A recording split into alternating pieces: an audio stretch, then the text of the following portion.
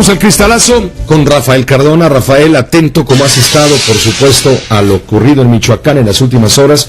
Algo podrás analizar, mucho podrás analizar para ayudarnos a entender con claridad lo que ha estado sucediendo en las últimas horas y lo que puede venir en las próximas semanas, semanas. Pues gracias. ¿Cómo estás? Buenas noches. Mucho gusto en saludarte y mucho gusto en saludarlo a usted. Gracias por atendernos, por escucharnos, por mirarnos.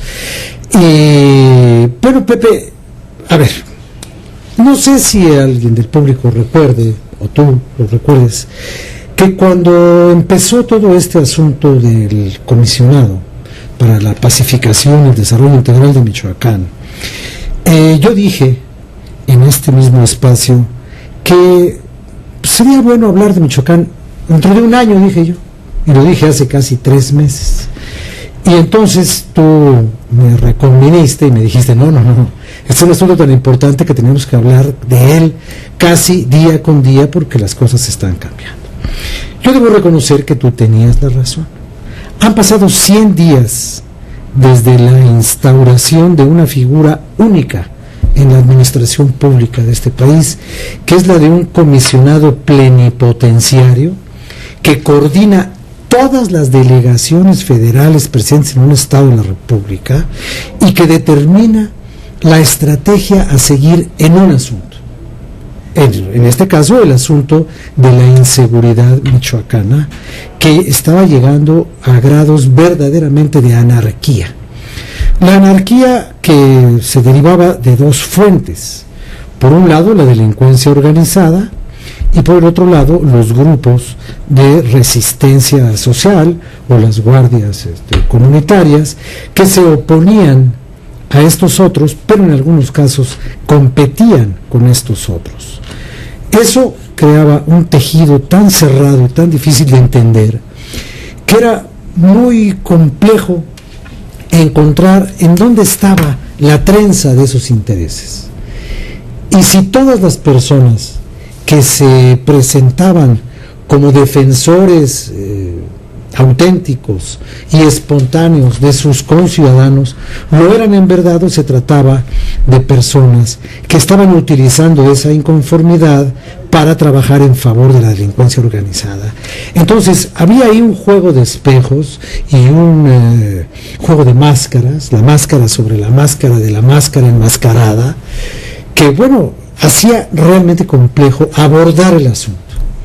Y el asunto se abordó, y desde mi punto de vista se abordó correctamente. Correctamente en tanto atender una emergencia, incorrectamente en tanto que ocurre algo a lo que tú te has referido: el desplazamiento de los poderes constitucionales legítimos, electoralmente impuestos ahí por los ciudadanos. Pero también es comprensible esto que por decoro no quiso contestarte hace unos momentos Alfredo Castillo. ¿Por qué no estaba ahí el señor Fausto Vallejo? Pues por una razón, porque él no es el papá del niño. Y José Cárdenas le dice a Castillo: oiga, pero el señor es el gobernador, llegó ahí por la fuerza del voto y eso le da una legitimidad y eso le da una representatividad. Pero lo que todos sabemos, Pepe, es que el señor Fausto Castillo no llegó ahí él solo. Fausto Vallejo. Fausto Vallejo.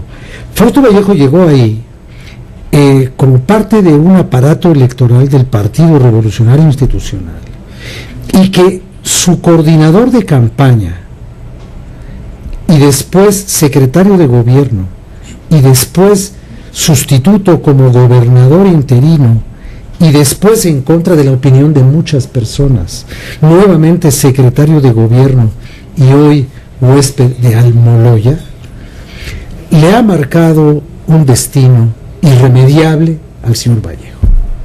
El señor Vallejo no tenía por qué disfrutar los avances de una estrategia que ni fue suya ni ayudó a poner en práctica.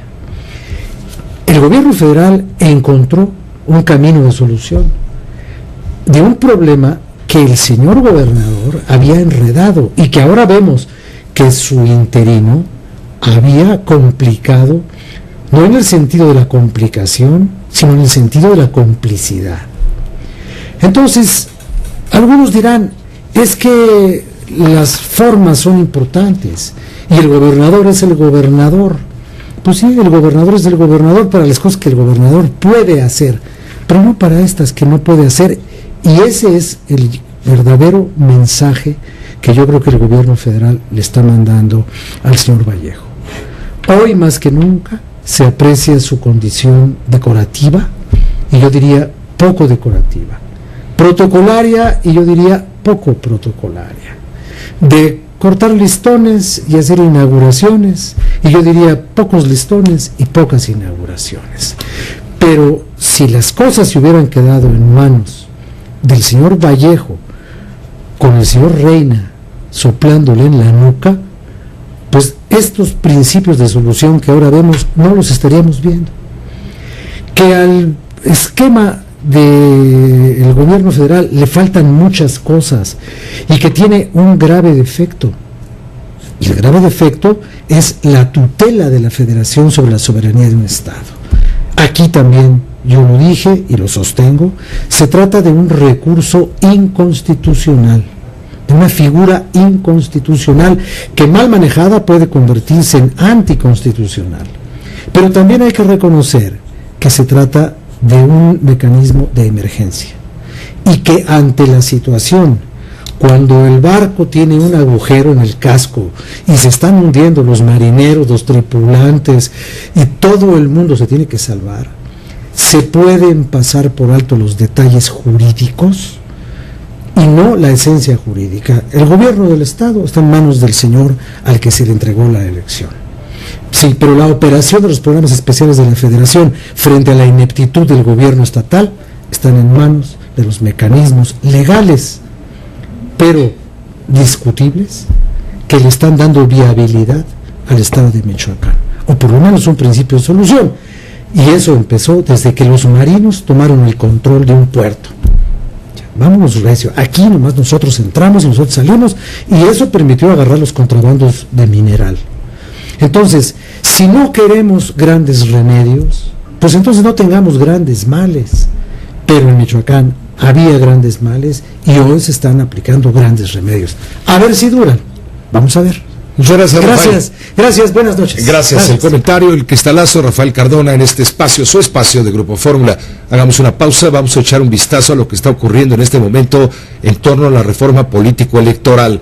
Hay atorones, hay pronósticos reservados, hay incluso quien asegura que no hay los elementos para aprobar las leyes secundarias en esta materia, que se va a trabar todo esto, que no va a salir el miércoles. Hay quien dice que sí, como Manlio Fabio Beltrones. Veremos después de una pausa.